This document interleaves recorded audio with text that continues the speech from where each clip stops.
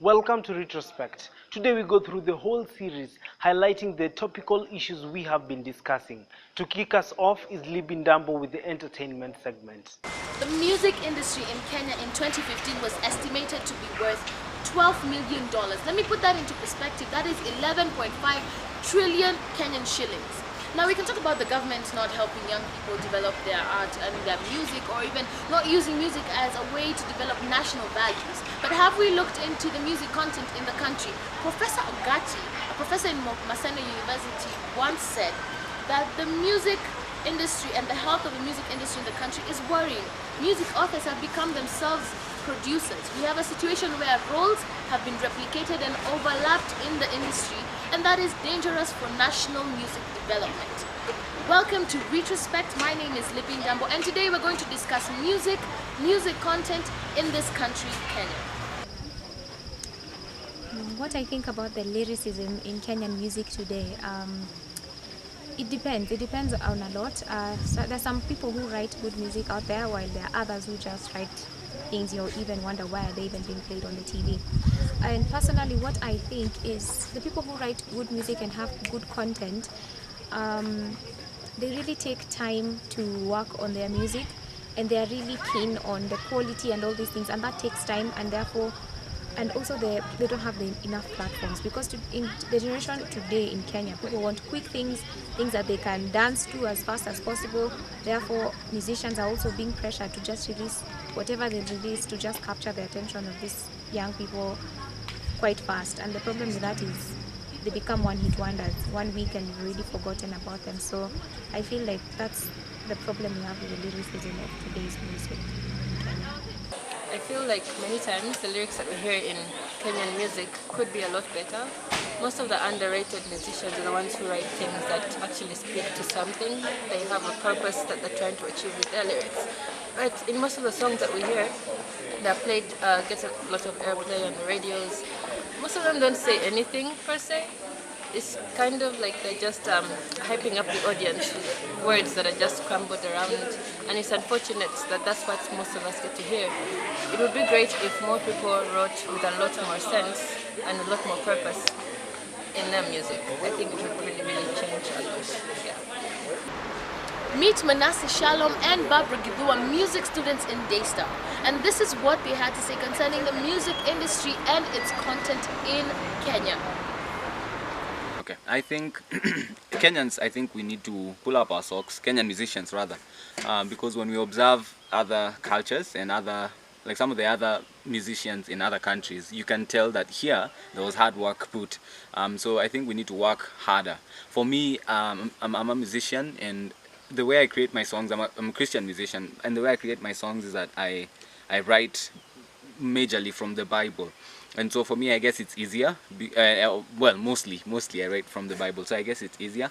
But I would say particularly gospel musicians in Kenya are the ones who we need to pull up our socks, because when you hear some lyrics, surely, and you wonder, what is this? What is this? Secular musicians, I think they've tried. But gospel musicians, they need to pull up their socks. Yes. I think the music in Kenya it's improving because you have a lot of competitions. People are made to want to get better at their craft.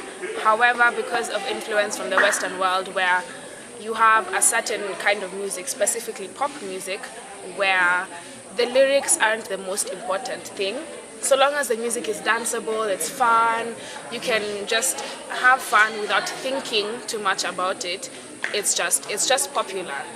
And with that influence from the West, we have a lot of nonsensical lyrics that really don't make sense, where you can have a song with literally 3 words and repeated over and over again, but because the beat is danceable and it's cool and you can play it and not think much about it, it's a hit.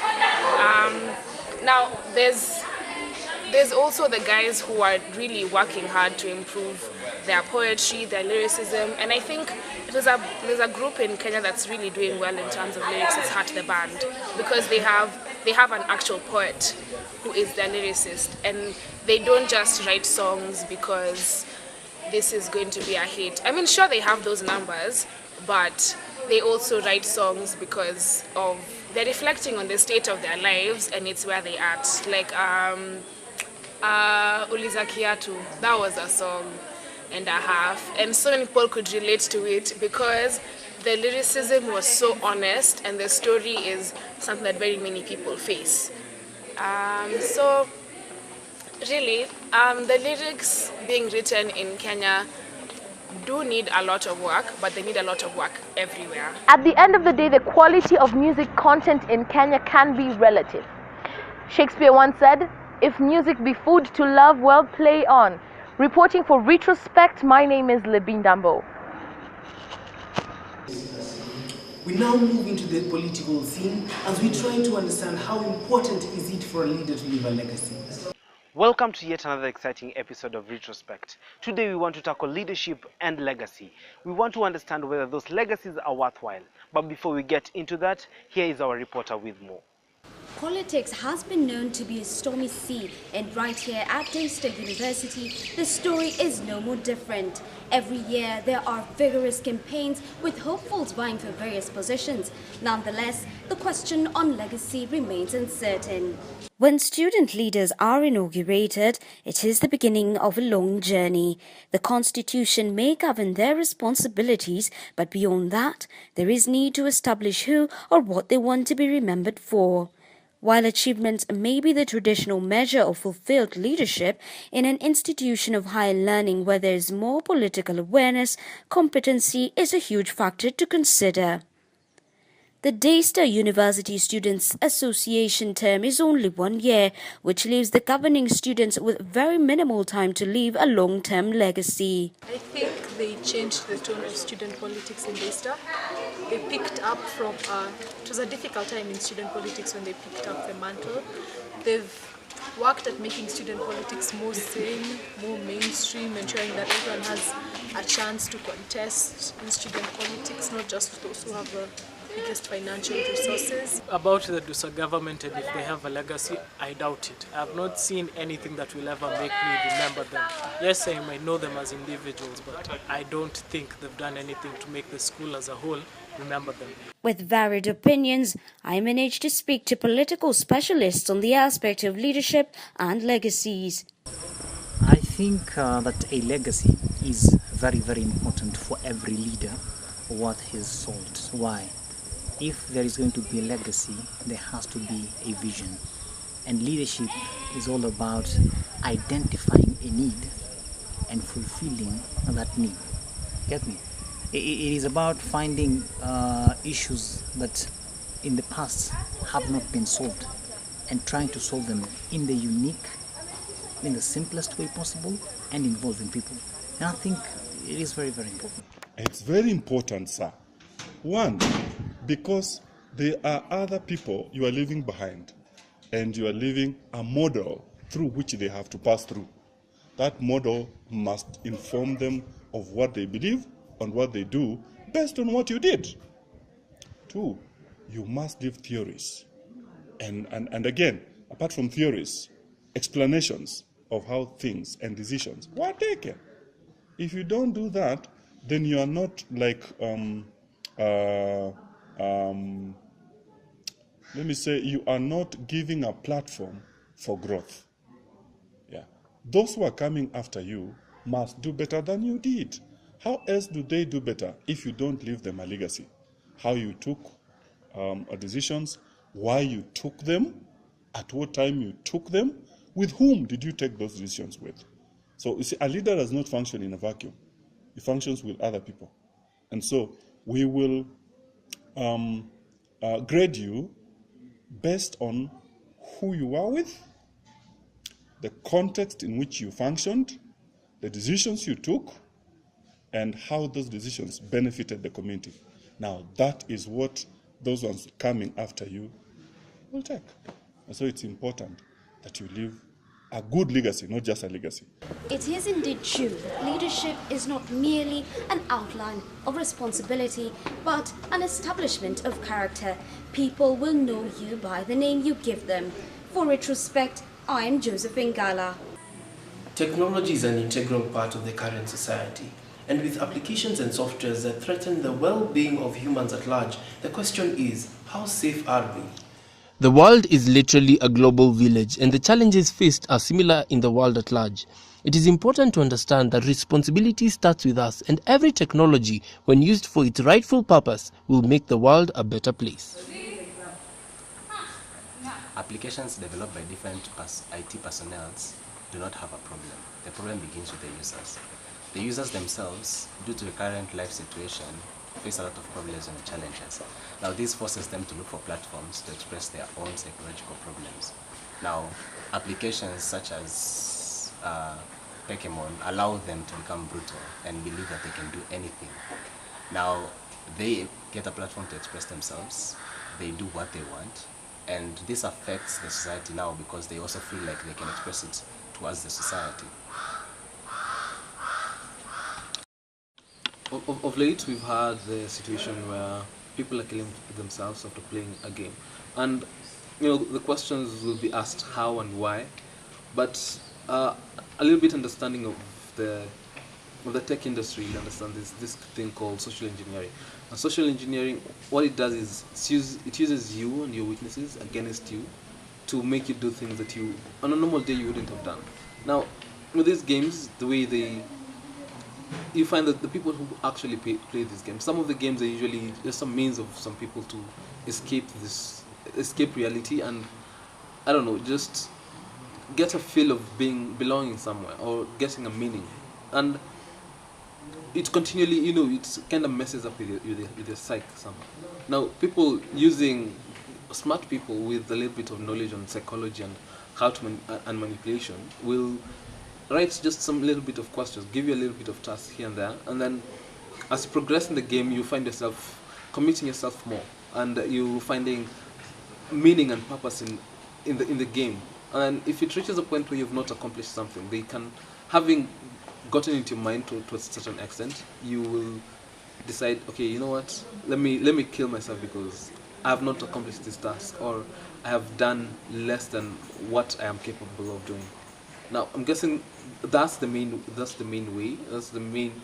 only way that you find these games are affecting people, and it goes really deep, and the world is a messed up place. People are finding this as games, and having a little bit of skills and knowledge on how to manipulate people. It's really sad that this is happening. It is indeed that with every new technology, a new problem arises, and the best way to keep safe is being smart. Reporting for Retrospect, I am Paul Chege. I held interviews with different stakeholders on different topical issues that we were discussing, and this is what they had to say. Welcome to In Retrospect. Today, we are going to talk to a very interesting man. He has been a student leader for Daystar University at the River for 2 years. And apart from that, he's also the CEO and Executive Director for the Signature Journal. He has also been nominated for several awards this May, ranging from Student Leader of the Year, among many others. Welcome, Mr. JB. Thank you so much. I'm glad to be here. 2 years into office. Yeah. What have you done? 2 years in office, I think we've achieved a lot. I can go through all we've achieved, but the thing I'm most proud of is we've brought student government closer to the students. We have made sure that we've kept most of our promises.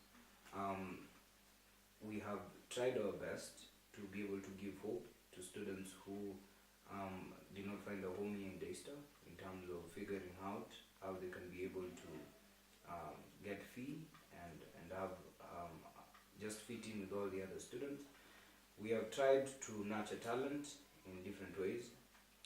We have done our best in ensuring that we are always there to be able to attend to the issues that the students face. Okay, according to a survey that was done by a student body, actually it is a student paper, Politics Avenue. Yeah. The numbers that they have is that 57% said that they are not satisfied with the president, or rather the body that you served under, the DUSA, and 43% said yes, that they actually were happy with the progress that you guys did. What do you have to say about that? I can't speak for every single person. When you're leaving office, there's so many views about what you've done, how you've done it. But 53% is actually a big number. 53%. It's more than half of the school. More than half of the students. But it was sent to students around this university. I would like to know all those people who voted in terms of that. But however, even for other established democracies, let alone just student politics, opinion polls can't represent something. They can't represent a view, they can't represent all these things, but of course not a true account. For the 43% or 53%, all I can say is there are people who have agreed with us, with what we've done, and there are those who haven't. But that being the proper account of what is there, I don't really think so. A voice of the voiceless. What do you have to say about them? I would be happy that the voice of the voiceless will come out and identify themselves and have a cup of tea and talk about what you wrote. I think it's something, for me, it's both humorous, hilarious in so many ways, but it also has some truth. Okay. And which truth was it? And noticing that there are differences, especially in our executive team, is one of them. And I think that's something I was picked on directly. And I appreciate the fact that sometimes we can't say the best kind of things in the best kind of way. But what I know is in life, you are always given a chance to be able to respond to something.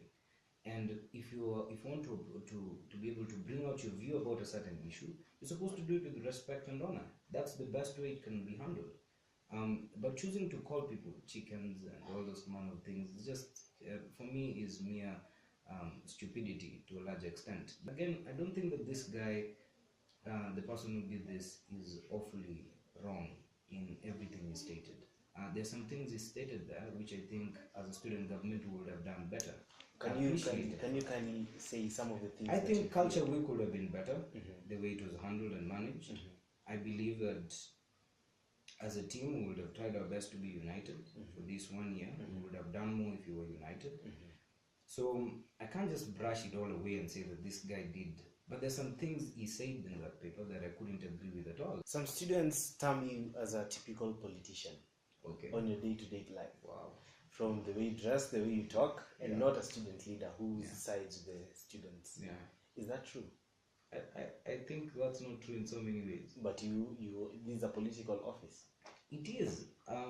But I don't say that politics does not play a part. Politics forms the basis of everything in life. It forms the basis of our families. It forms the basis of our church. There's politics in church. Everywhere there's politics.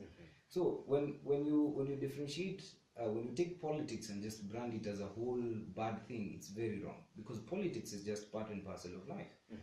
But I think there's a new tone to politics that I've created. It doesn't have to be about pessimism. It doesn't have to be about negligence, ignorance, all these kind of things. And that's something that I've really, really worked hard to show.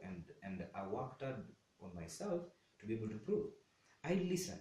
I've listened to, in so many ways, even to the person who founded this great institution, to understand what it means to be a leader, what it means to be able to put yourself out there and do things. I don't think I'm close to a typical politician in so many ways. I don't say that blowing my own trumpet. I say that because of what I believe. Thank you so much. That has been...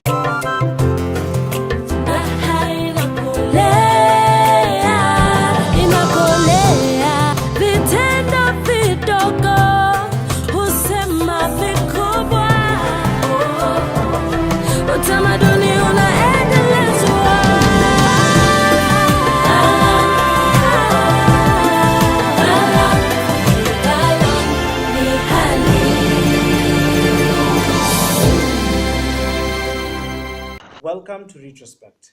Today we talk to Anthony Wasonga, a recording and performing artist here at Daystar University. Welcome. Thank you. So your critics say that you are extra, And in this sense, whereby they feel like the kind of music that you put out there is not family friendly. Like one of the performances you had once here at this university where you were actually removing your shirt. Yeah. How do you portray yourself as a musician?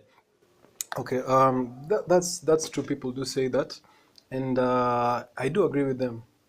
You know, like I'm Songa, the most energetic performing artist in Kenya, and when I get there, like when I get on stage, that's the one time that I have to be free and to be free to explore myself and to have that fun. There's people who like it, there's people who encourage it, and at the end of the day, it's a reality. So I don't disagree with them. I agree with them, but that's something that will never change. In Kenya, you say, but how many people actually know your music? How many people listen to the whatever you put out there? Okay, true. That's there's not I said the most energetic performing artist, not the most famous or popular.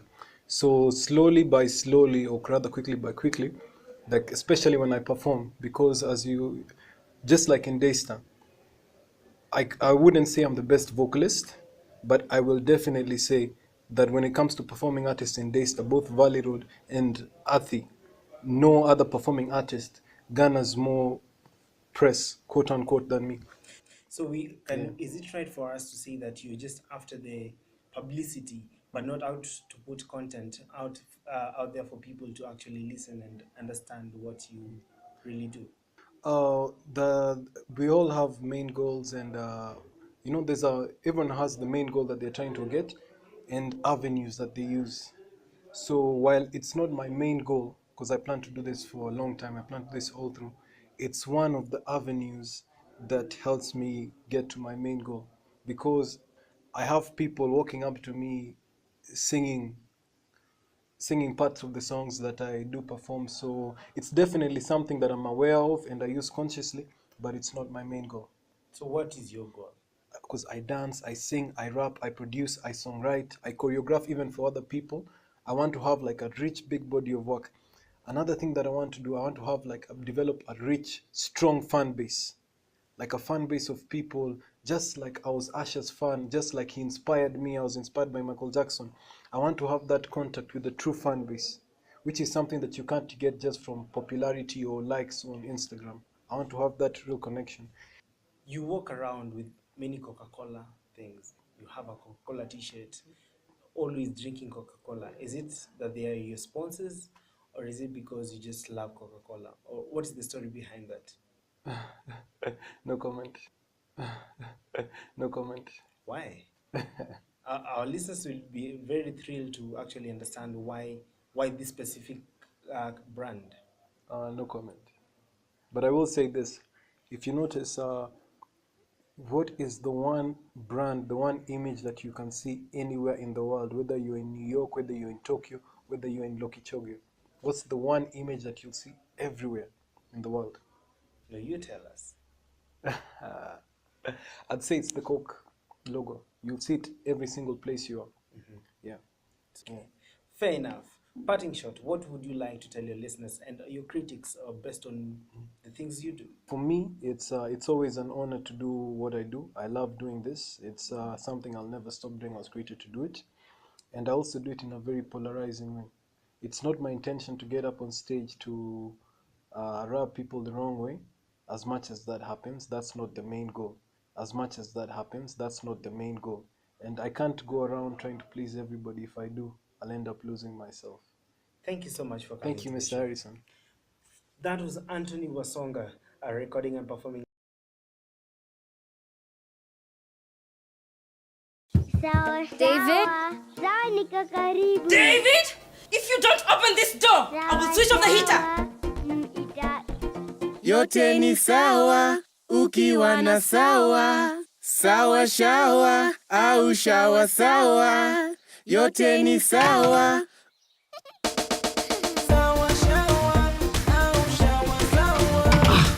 Introducing Sour Bathing Soap from Pwani. It's so sour, you'll want to shower for hours. On a lighter note, where we choose two of the best hyperlocal reports that represent the rest.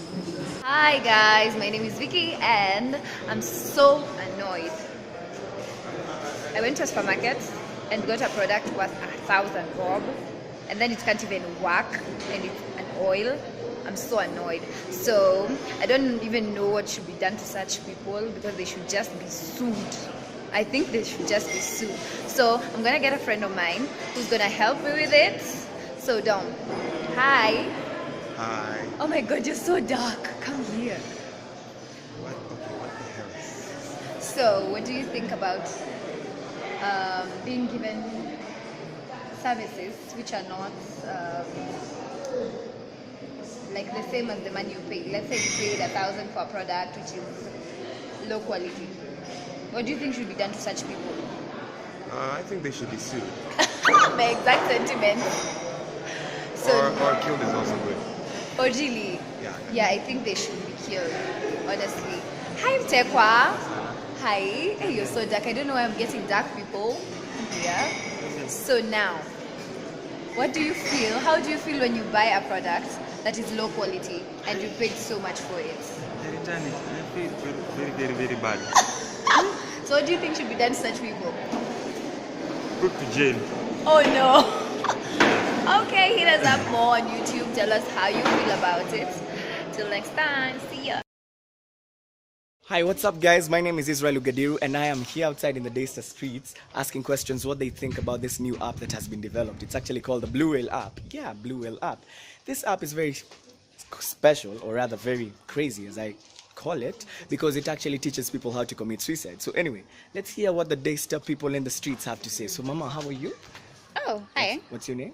My name is Aika. Have you heard about this app? They called the Blue Whale app. It actually teaches people how to commit suicide. I have, and I don't know, it's so depressing, so sad, so bad. I mean, who will even come up with that app? You know what? Imagine. I think the world is coming to an end. The world is that's the only reason. That's the only thing I can come up with. Because people are going to kill themselves because their kids, their logic isn't that developed. True. So I'm thinking the world is coming to an end. You're thinking that the world is coming to an end. And we should all just pray and yes. Would you download this app if anything happens? I you don't was know. doing a stress, ya wapi? No, I only downloaded it just because I want to kill myself. But I'd be curious to know what it entails. Be curious to know what it entails. Yeah, so my curiosity can make me download the app. Okay, word there. Anyway, let's hear what this other person gotta say. What's up, bro? Oh, cool. So what do you think about this app? I'm awesome. This Blue Whale app, killing people. Blue Whale app, and I'm also rocking a blue tea. And you also rock exactly. Yeah. We're So, the ambassador. so this is the thing. I'm saying this is how guys are making so much money. Yeah. By killing people. True, man. Online. Online, You know, man. but you know, I was about to be a victim. Yeah.